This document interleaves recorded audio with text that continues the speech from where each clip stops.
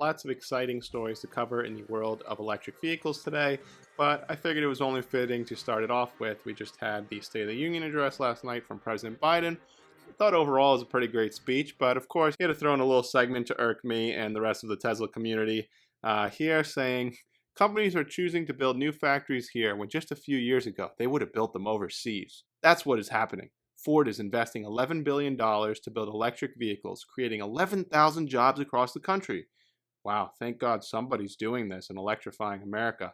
GM is making the largest investment in its history, $7 billion to build electric vehicles, creating 4,000 jobs in Michigan. Once again, fails to mention Tesla, our biggest innovator. Politicians always want to talk about competing with China, our best hope at competing with China, our crown jewel of a company, but we don't treat it that way because why would we? That would make too much sense. Why would we praise our lead innovator? I don't know. You try and figure that one out. But anyway, whatever happened to that whole fact-checking thing we had with the last administration? I kind of missed that. And where is that now? Can we bring that back? Oh, here it is. So from Joe Biden's Twitter account, Elon Musk responded, Tesla has created over 50,000 U.S. jobs building electric vehicles and is investing more than double GM and Ford combined. All we want to hear is the truth. Would that be so hard? In other news, you may have heard about this cargo ship that's been sinking for the last couple of weeks. Seems like it's officially going down. Thankfully, with no loss of life, they were able to rescue the crew. However, several thousand German automobiles were on board. 4,000 vehicles from Volkswagen Group. Many of the cars on board were higher-end products like Audi, Porsche, Bentley, and Lamborghini that will all be sinking to the bottom of the ocean, creating quite a mess for VW, and there's rumors that the lost Lamborghinis will require the company to resume production of the V12 Aventador to make good on existing orders. Several hundred custom Porsche and Bentley vehicles will also need to be built again. So really unfortunate that all of these luxury vehicles, some 189 Bentleys and over 1,000 Porsches, some of which may or may not have been electric vehicles, are going to be sinking to the bottom of the ocean. Obviously, we never want to see that, but at least there was no loss of life. Speaking of sinking to the bottom of the ocean, on to General Motors, their Saudi friends, and their sinking investment in Lordstown Motors. In other news, GM is selling its stake in the embattled EV startup Lordstown Motors, which has been embroiled in all these scandals and controversy, and just makes you think, GM is 0 for 2 now. Nikola Motors, Lordstown Motors. How is it that hundreds of random people on the internet were able to figure out that these were not great investments? They were riddled with red flags from the beginning, and GM, the experts, couldn't see through the smoke and mirrors? I mean, how did they fall for this twice now?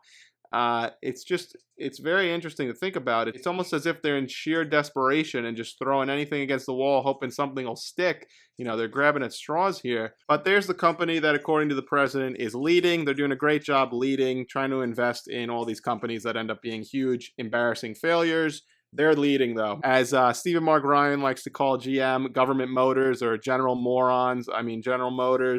Yeah, they're doing a great job leading. You're so right, Mr. President. In other news, Ford is apparently splitting its EV and legacy auto into 2 separate units now, a few days after the CEO, Jim Farley, said they wouldn't be doing this, or at least this time it's not a spinoff yet. It's very confusing. Not really sure if they really know what they're doing over there, but I think that they're just in a situation right now. Their reality is facing them. They need to sink or swim. While they're not spinning off the electric vehicle division yet, I could see that this is kind of putting that plan in place in the long run, where you probably will see Ford split into 2 separate companies, one that will cover the ICE business and one the electric vehicles.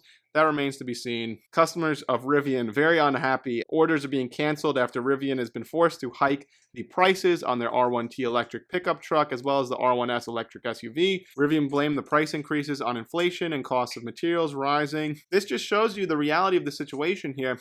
Companies that want to compete with Tesla, it's near impossible to catch up for a multitude of reasons. Tesla's got the best cost of scale. They've got the highest margins right now. They're making over 30% profit margins on every vehicle they sell. Other companies, the legacy companies, are either going to have to sell the electric vehicles at huge losses and are basically cannibalizing their ICE segment in the process. But startup companies don't have the capital to get these things going at scale, because that's when you really start making money. You're going to, Tesla lost money for so many years in the beginning. They barely made it because, as Elon Musk says so often, a prototype is easy, production is hard. You accompany this with things like a poll that was done back in 2020, the 10 most attractive employers for engineering students. Where do all the new engineers want to go to work?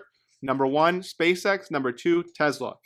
So Tesla's unassailable lead only becomes better when you've got the best talent wanting to work there. They're light years ahead. It's going to be very, very difficult and near impossible for a company to come in, say, we're going to make electric vehicles that are on performance and price parity of a Tesla vehicle. This is not something that can happen overnight, but it's impossible to say you're going to make a car that is equal performance, close in price, and you're going to be able to mass produce it and actually turn a profit. The reality is that to come anywhere close to a price or performance parity, these companies will have to be selling these vehicles at a huge loss for a very long time. If you enjoyed the video today, please don't forget to like and subscribe. This is Vinny from the Investment Club, and I'll see you next time.